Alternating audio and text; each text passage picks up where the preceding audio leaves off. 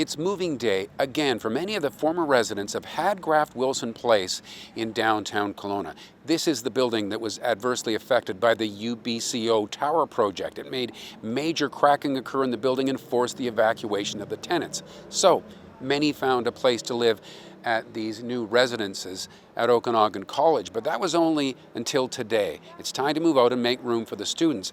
Many of those residents have found places to go, but some have not. All of us were in the situation and we've been told to find housing, which we have done. There's 2 families that still haven't found housing, and we're scrambling to try to find them something. One is in a wheelchair, and there hasn't been so far any accessible housing for her. So another lady with her child has not found a place either. There's 68 families, so basically 66 families have been able to find something. Not what we had before, but we're taking whatever we can get right now because of the housing market. It's extremely hard to find housing to match what we had before. I did find something. It's 4 walls and a roof.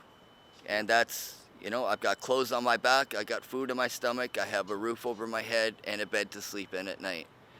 So that'll do until I can go home.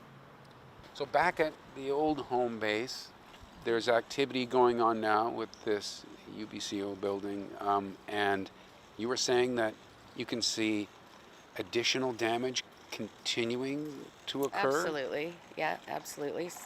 I mean, certain people's houses, have bigger cracks, and the elevators don't work, and so right now it would just be packing up a few things. We have to sign a waiver that if something happens, they're not liable, and we just feel like, how has this all become for us to deal with, It just seems to me that with everything going on and the hole being dug and it just seems like it's all about money and not people.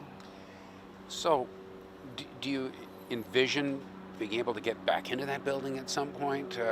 You don't seem too hopeful about the timeline, I guess. I'm not, to be honest. I don't see when and how, if there's increased damage.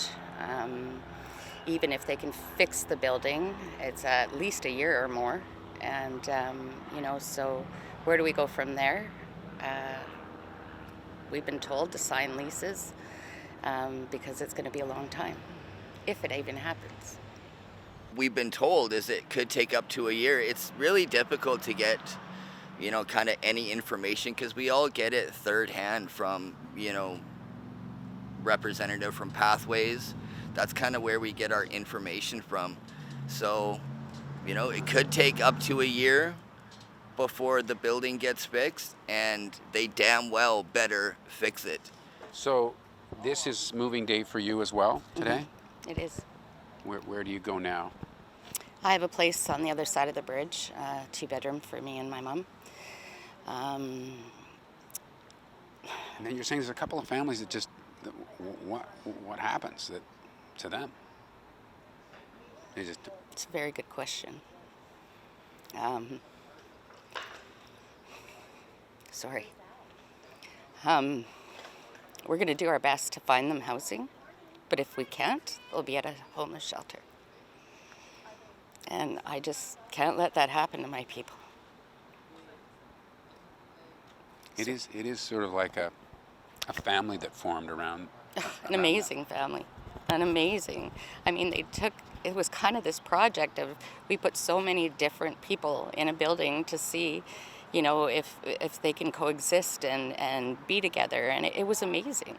We were up for the neighborhood grant to start some different projects in our building for our community, and then we got evacuated, so.